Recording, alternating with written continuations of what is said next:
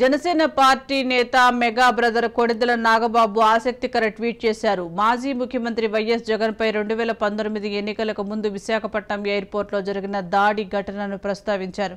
ఆయనకు న్యాయం చేయాలంటూ ఏపీ ప్రభుత్వ పెద్దలను రిక్వెస్ట్ చేశారు.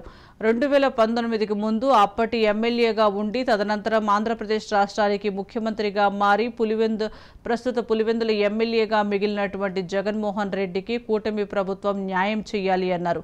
ఎందుకంటే 2019లో శ్రీను అనే వ్యక్తి ఆయన మీద కోడికత్తితో దాడి చేశాడు. 5 ఏళ్లు అయినా కూడా ఆ కేసు ఇంకా కొలిక్కి రాలేదు. అప్పుడంటే జగన్మోహన్ రెడ్డికి ఉన్న బిజీ షెడ్యూల్ వల్ల ఆయనకి కుదరలేదు. ఇప్పుడు ఆయన ఖాళీగానే ఉన్నారు కాబట్టి కూటమి ప్రభుత్వం ఆయనకి న్యాయం చేయాల్సిన అవసరం అత్యవసరంగా ఉంది. కాబట్టి అతని మీద హత్యాయత్నం చేసిన నేరస్తుడికి సరైన శిక్ష విధించాలి కదా. ఆయన కేసును తక్షణమే విచారించి అమాయకుడు అయిన జగన్మోహన్ రెడ్డికి న్యాయం చేయవలసిందిగా కూటమి ప్రభుత్వాన్ని, సీఎంను, డిప్యూటీ సీఎంను, హోంమంత్రిని కోరుకుంటున్నాను అంటూ సెటైరికల్ ట్వీట్ చేశారు.